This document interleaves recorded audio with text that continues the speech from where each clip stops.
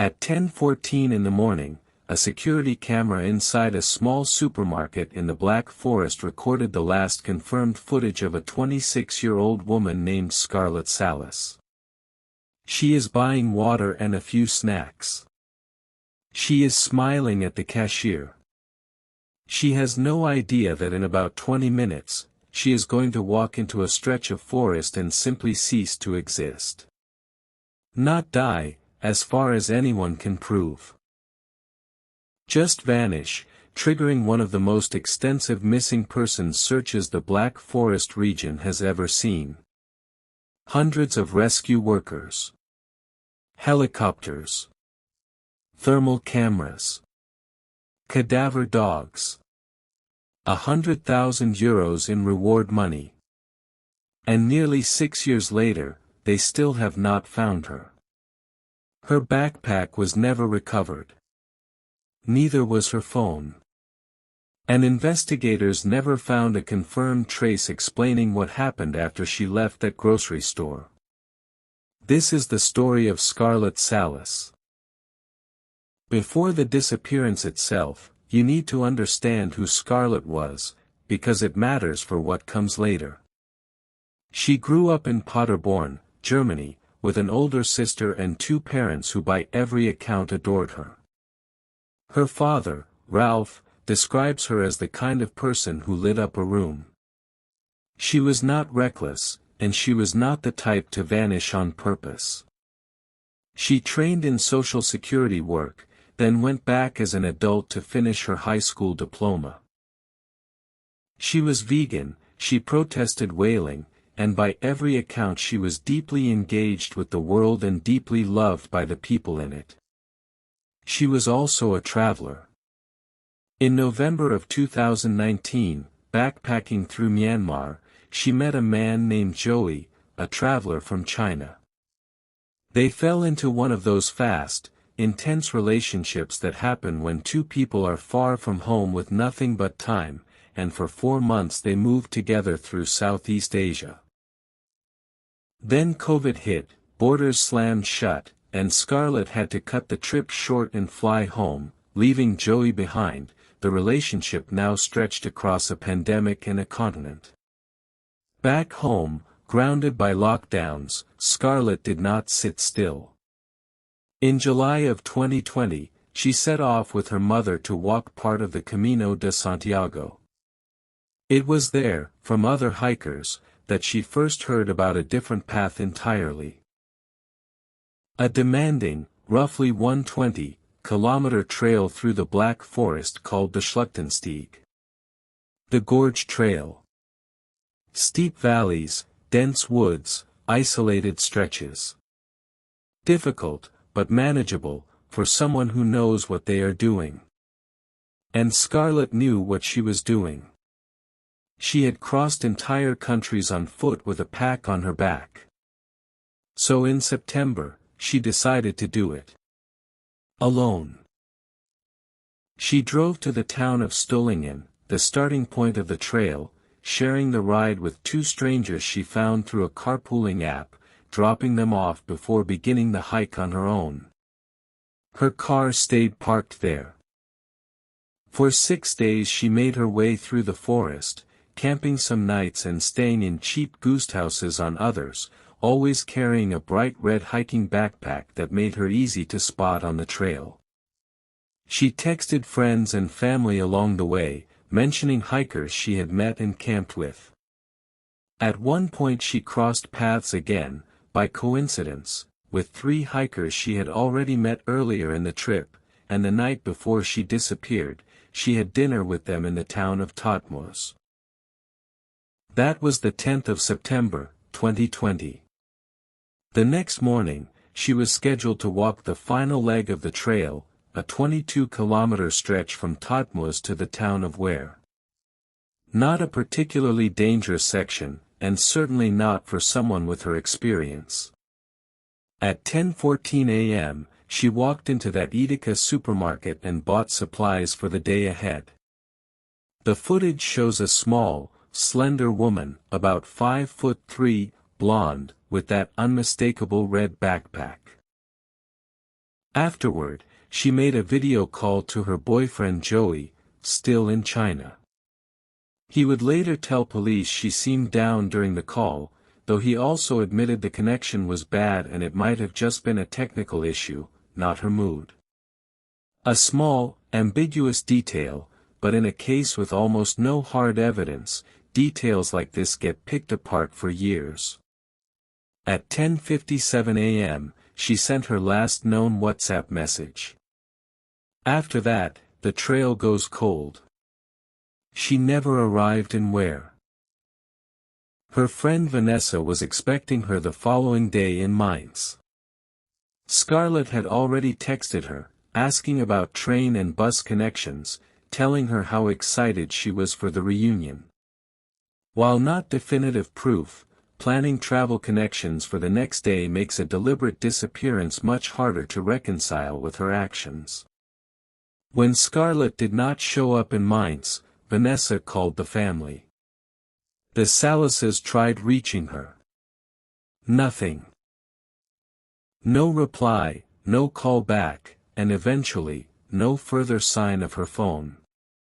A full day later, on the 12th of September, Scarlett's mother walked into a police station and reported her daughter missing.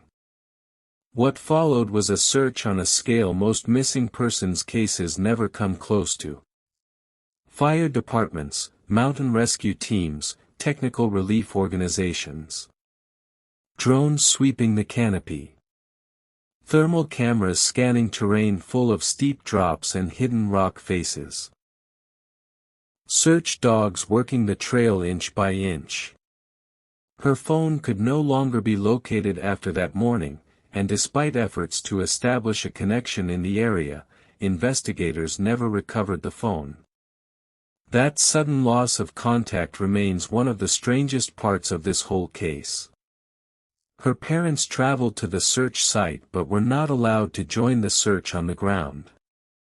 The cadaver dogs might pick up on their scent, given the blood relation, and confuse the search. So Scarlett's own mother and father had to stand at the edge of the forest where their daughter vanished and watch strangers search for her, unable to do anything themselves. Ralph Salice put it simply in one interview: they were condemned to inactivity. Your child is missing somewhere in that tree line, and the only thing you are allowed to do is wait. After 2 weeks with no results, the official search was scaled back.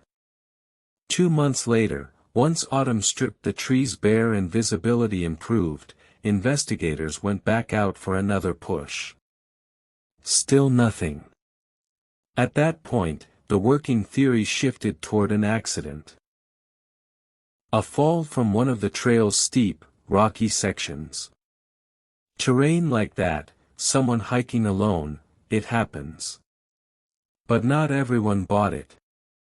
Martin Schwenninger spent close to 20 years as a ranger patrolling the Wutak Gorge, the exact stretch of wilderness the trail cuts through. In an interview, he pushed back directly on the accident theory, saying plainly that anyone with hiking experience could walk that particular path without much difficulty. This was not a dangerous cliffside scramble. It was demanding, but entirely manageable for someone like Scarlett. So if it was not an accident, what was it? 2 weeks after she vanished, Scarlett's family and friends started a Facebook group called Findet Scarlett. Please find Scarlett. It became a hub for volunteers who returned to that forest again and again, long after official search teams moved on. More than a year later, the group caught what looked like a real break. A witness came forward claiming she had seen Scarlett, with that same red backpack, at a hiking parking lot roughly 7 kilometers from Todtmoos. Volunteers privately organized their own tracking dogs and brought them to that exact lot. The dogs picked up a scent. For a moment, it felt like the case might crack open. But the trail went cold right there.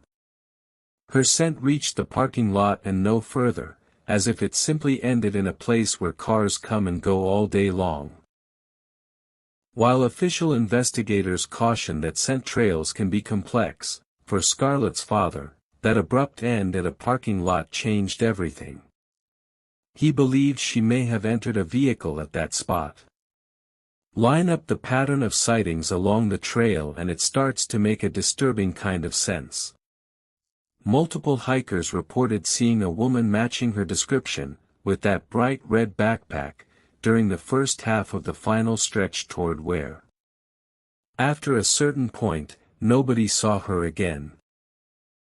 Not one confirmed sighting. Private security cameras mounted on houses along parts of the route reportedly captured nothing investigators could confirm as Scarlett. Another unanswered question. It is as if she disappeared from the trail before ever reaching the more populated stretch. Did she leave the route on her own? Did she accept a ride? Or did somebody intervene? Whatever happened, it happened without leaving behind an obvious trail. Ralph Salice has talked about the weight of that theory in devastatingly honest terms, the thought that someone tore his daughter out of her own life, destroyed every plan she had, upended his family's entire existence, and then simply kept living, walking around somewhere, free. If it is true, whoever did this has spent all these years going to work, coming home, existing in the world, while the Salice family has spent those same years not knowing if their daughter is alive. The case has had real institutional attention, which separates it from a lot of missing persons cases that quietly fade into filing cabinets. In September of 2021, an unnamed individual filed a report that prompted prosecutors in Schluchtensteig to formally open a death investigation. Under German law, once a complaint like that is filed, prosecutors are required to investigate, regardless of how strong the underlying tip is. In June of 2022, the case was featured on Aktenzeichen XY, a long-running German true crime program known for actually generating results in cold cases. That episode alone brought in 141 separate tips. Over the years, more than 500 pieces of information have been submitted to police. More than 500 pieces of information, and still, functionally, nothing solid. One moment genuinely looked promising. In the summer of 2022, a hiker on that same final stretch found a pair of sunglasses matching the style Scarlett had reportedly worn. Forensic teams tested them for DNA. Nothing usable came back. Even that lead, the most physical piece of evidence to surface in the entire case, dissolved into nothing. In February of 2023, the death investigation was formally closed, because investigators found no direct evidence pointing to a violent crime. Not proof it did not happen, just an absence of proof that it did. That distinction matters, and it is exactly the kind of ambiguity that keeps a case like this alive years later, because the official record does not actually rule anything out. It just runs out of leads. So where does that leave us? A death investigation opened and closed with no resolution. A tracking dog trail that ends abruptly in a parking lot. A pair of sunglasses with no DNA. Security cameras that recorded nothing. A phone that could no longer be located after that morning. And a family approaching 6 years of not knowing whether their daughter fell somewhere in that gorge and was never found, or whether somebody in that parking lot made a decision that erased her from existence. Every September, the Bitfindet Scarlett group and Scarlett's family mark another year without her. On what would have been her 31st birthday, her mother wrote directly to her in that group, saying not a single day passes without thinking of her, that she should have been making Scarlett's favorite pumpkin soup that day like always, and that instead this was the 4th birthday the family had spent without her. There is still a reward on the table. €100,000 combined, offered by her father and later matched by an outside company, for information that leads to finding Scarlett or explaining what happened to her. It has sat there, untouched, for years. If you know this area of the Black Forest, if you were hiking the Schluchtensteig in September of 2020, if you remember a woman with a bright red backpack, or if you have a theory about that parking lot 7 kilometers outside Todtmoos, the Schluchtensteig police still want to hear from you. This case is not closed. Right now, in 2026, it is still completely open. What do you think happened to Scarlett Salice? Was it a tragic accident in the gorge? Did she leave the trail voluntarily? Or did something far darker happen near that parking lot? Share your thoughts down in the comments. And if a case like this deserves more eyes on it, do the one thing that genuinely helps: share this video. Somewhere out there, somebody might know exactly what happened to Scarlett. Maybe this is how it finally reaches them.